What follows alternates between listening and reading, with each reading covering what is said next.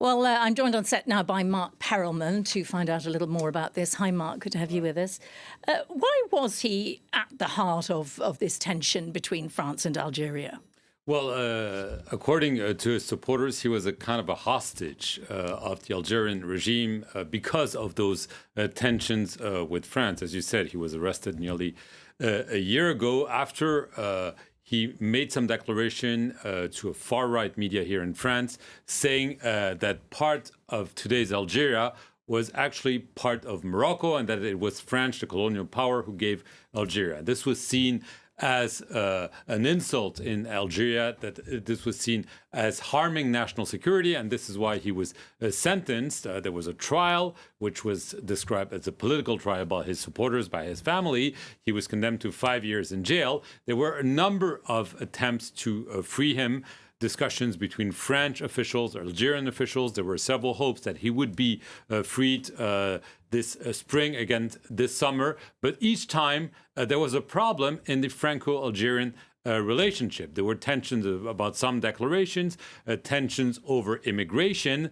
After an Algerian killed someone here in France, the fact that he had not been expelled and accepted by Algeria, despite being told by France that he needed to leave France, created a lot of tension. There was no more cooperation on terrorism, on security issues. And there was also a lot of politicking here in France, especially the previous interior minister, Bruno Retailleau, who kept on saying, we're too shy with Algeria. We need really to stand up to Algeria and especially ask again and again in public for the liberation of Boualem Sansal, as well as a French citizen, a French journalist, Christophe Glaise, who we learned has also been jailed for quite a while. So Bruno Retailleau really wanted to have a confrontation with Algiers.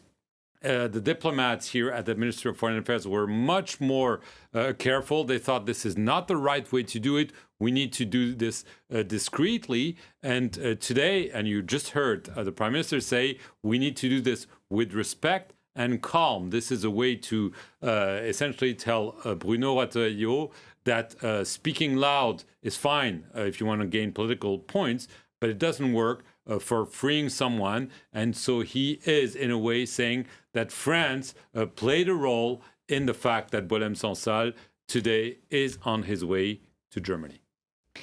Now, as you say there, yes, and the Algerian presidency saying that he was granted a pardon, in their words, after the intervention of the German presidency. How did Germany get involved in this? Well, because France couldn't make it happen. Because of all the recurring tensions, there was always an episode that derailed all the efforts to bring him out.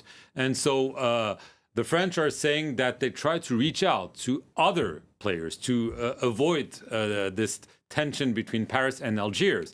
There were some attempts with the Italian Prime Minister Giorgia Meloni, who has a good relationship with the Algerian president.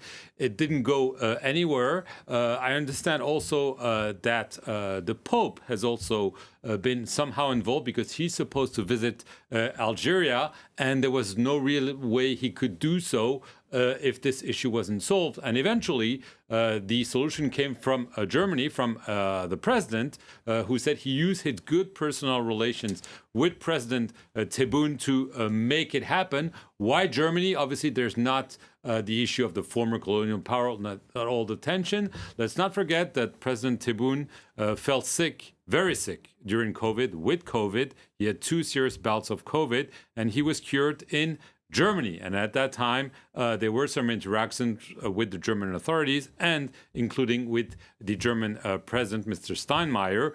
This probably helps explain why he is going to Germany. This allows Algeria to say, we did not concede to France because some in Algeria don't want any compromise with Paris. And so he said, you know, I'm doing this for humanitarian reason. He's not leaving for Paris. He's leaving for Berlin.